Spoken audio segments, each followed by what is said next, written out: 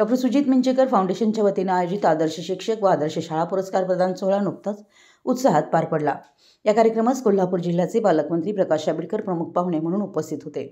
या कार्यक्रमामध्ये विविध तालुक्यातून निवड झालेल्या गुणवत्तापूर्ण शिक्षण देणाऱ्या शाळांना आणि प्रेरणादायी कार्य करणाऱ्या शिक्षकांना आदर्श शाळा आणि आदर्श शिक्षक म्हणून सन्मानित करण्यात आलं।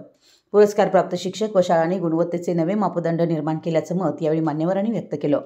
प्रमुख पाहुणे आरोग्यमंत्री प्रकाश आंबेडकर यांनी आपल्या भाषणात सांगितलं की शिक्षक हा समाजाचा पाया आहे।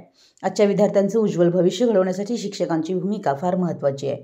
डॉक्टर सुजित मिंचेकर फाउंडेशनचे हे उपक्रम प्रेरणादायी असून असे उपक्रम शिक्षकांमध्ये नवीन ऊर्जा निर्माण करतात। यावेळी सर्व शिक्षकांच्यासाठी जन आरोग्य योजना लवकरच चालू करणार असल्याचंही त्यांनी सांगितलं। फाउंडेशनचे संस्थापक डॉक्टर सुजित मिंचेकर यांनी सांगितलं की समाज परिवर्तनासाठी शिक्षण हा अत्यंत प्रभावी मार्ग आहे। आदर्श शिक्षक व शाळांचं कार्य पुढे आणणं आणि त्यांच्या योगदानाला सन्मान देणं हेच आमचं उद्दिष्ट आहे।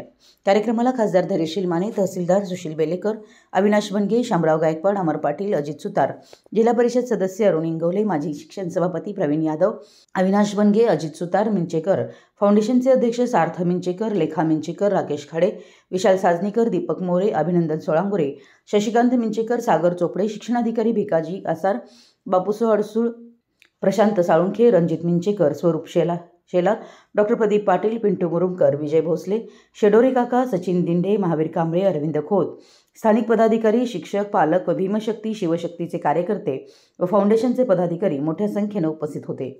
कार्यक्रमाचं सूत्रसंचालन समाधान भाजने, राकेश खाडे यांनी केलं, तर आभार प्रदर्शन तानाजी पवार यांनी केलं। मराठी एस न्यूजसाठी हातकणंगलेहून विनोद शिंगे।